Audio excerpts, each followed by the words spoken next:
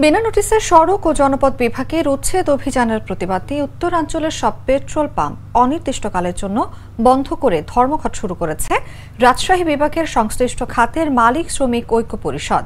আজ সকাল ৮টা থেকে সব ধরনের জ্বালানি তেল উত্তোলন ও বিপণন বন্ধ রেখেছেন সংগঠনটির মালিক ও শ্রমিকরা।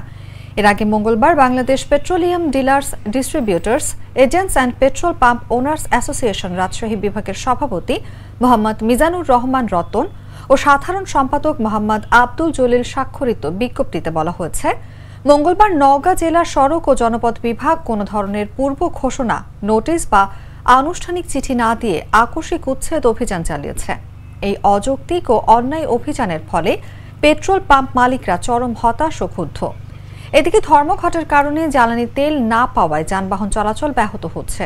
বিশেষ করে মোটরসাইকেল চালকরা পড়েছেন বিপাকে।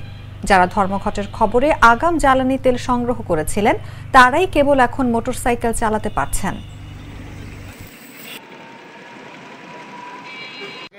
আগে তো জানি না আমি, তারপরে যে তেল দিতে আসছে কাম বন্ধ, চলবো কি করে ভাই বলেন, আর চালাবো কি করে? আগে আসলাম, এসে দেখি যে পাম্প বন্ধ। কিসের জন্য পাম্প বন্ধ তা আমি জানি না। এখন তেল যদি না পাই তো গাড়ি কীভাবে চলবে? হঠাৎ করে আইসা দিচ্ছি তেল বন্ধ। এটা তো আমরা কোনো বিজ্ঞপ্তি বা কোনো কিছু জানতে পারলাম না যে আজকে পেট্রোল পাম্প বন্ধ হয়ে গেছে।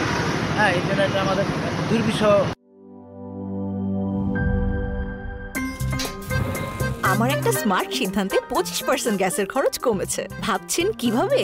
সাধারণ গ্যাস স্টোভ বদলে আমি এনেছি আরএফএল গ্যাস স্টোভ। এর সাইন্টিফিক নজল ও ব্রাস বার্নার ক্যাপ সমানভাবে তাপ ছড়িয়ে রান্না করে দ্রুত।